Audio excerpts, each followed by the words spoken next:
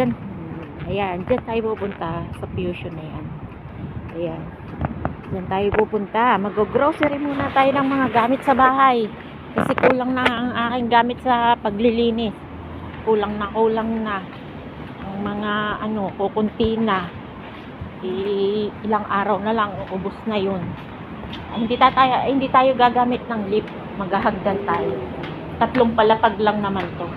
Kunting exercise lang natin.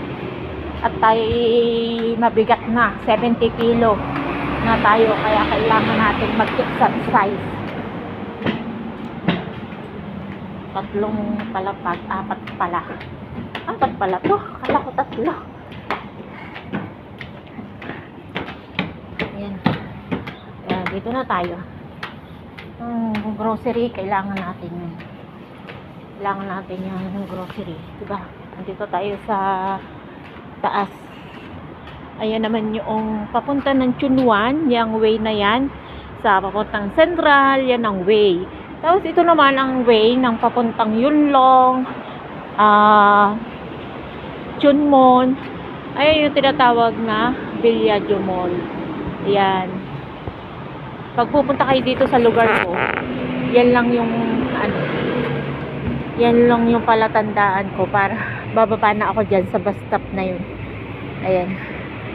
Yung mall na tinatawag, yan yung mall na pinag-iintayan ko kay Lolo diyan sa baba na yan. Yung mga Pilipino nakatambay doon, nagabang ng mga estudyante. Dito naman ako sa grocery para mamili ng mga kailangan namin sa bahay. Pagka yung mga ganong gamit sa akin na pinaubaya yun ni Lolo na bilhin ko, kasi mabigat yun, yung mga galong-galon kasi yun, hindi nga niya kasi kayang magbuhat ng mga mabibigat, pinagbawalan na sa kanya yun. Pero yung sa mga palengke naman, yung mga gulay-gulay, mga ulamin namin, siya yung nag-iintindi kasi siyempre sila yung may karapatan na kung ano yung lutuin, kung ano yung gusto nilang ulamin, yun ang silang masusunod, kaya sila yung namamalengke. Tapos pagdating sa bahay, ako lang mag-iintindi nun. Basta pag sinabi lang niya na lutuin ito, ako nang bahalang magtimpla, ako nang bahala ng mag-style ng sa pagluluto. Basta malengke lang siya. Ayan, dito na tayo sa baba. Diyan ako galing sa lugar na yun. Naglibal lang tayo ng kalsada, tapos ito na ang grocery. Nandito na tayo sa grocery. Mamimili lang tayo ng kaunti. Dahil binigyan ako ng piyupo ni Lolo at saka gagamit tayong malaki. Yan ito yung mga side ng mga fruits. Ayan. Ayan mga fruits.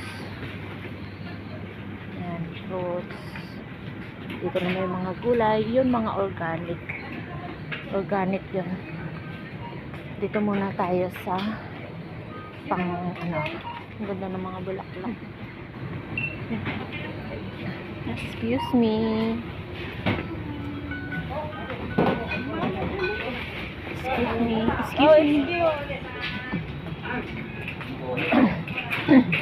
Lahat dito mabibili mo talaga. Ang ice cream ay nagtambak. Ay, ang iba't ibang klase ng alak. Yan yung iba't ibang klase ng alak. Iba't ibang klase ng ice cream. Yan. Uy, 31. Ito na lang kunin natin. Mas mura-mura siya. Ilang peraso to? Dalawa lang, 62. Parang ang mahal niya. Sa 62. Ito din. Papatak din ng 62. Ito na lang. Ito kasi yung pinabibili lagi sa akin ni Lolo. Yung gantong klase ng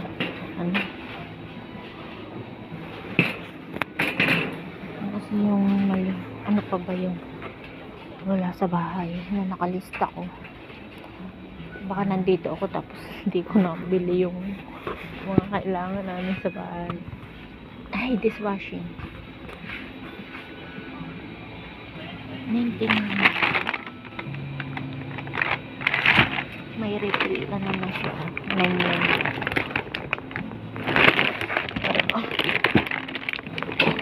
Ano kung 9 dito? That's the 1 bottle and 2 refill. Ito na lang. Mura siya. 9 lang. Hindi lang $10. Yung $20 kung makikita natin. Wala half the price na. Ay mo 22 na lang. Yan lang. Yung bibili natin gamit sa bahay. Yan lang. Dalawa na